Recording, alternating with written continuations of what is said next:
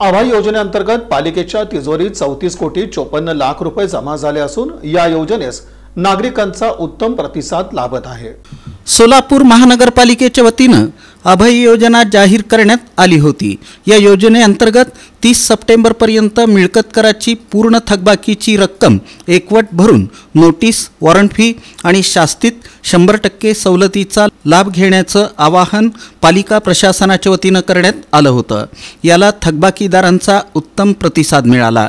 दिनांक 29 ऑगस्ट ते 25 सप्टेंबर दरम्यान या अंतर्गत 34 कोटी 54 लाख 94 हजार 417 रुपये जमा झाले। या अंतर्गत 27 कोटी 34 लाख 24 हजार 188 रुपये इतकी सूट मिळकतदारांना देण्यात आली।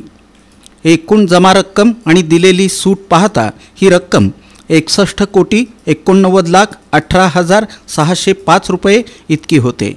पालिका आयुक्त डॉक्टर सचिन ओंबासे यांच्या आदेशानुसार उपायुक्त आशिष लोकरे यांच्या मार्गदर्शनाखाली कर आकारणी आणि कर संकलन विभागाचे प्रमुख युवराज गाडेकर तसंच त्यांच्या सहकाऱ्यांनी यासाठी विशेष प्रयत्न केले। दरम्यान 1 एप्रिल ते 25 सप्टेंबर 2025 पर्यंत 110 कोटी 13 लाख 81 हजार 286 रुपये निव्वळ वसुली झाली असून यंदा कर वसुलीचं एकूण उद्दिष्ट हे 318 कोटी इतकं देण्यात आलं आहे।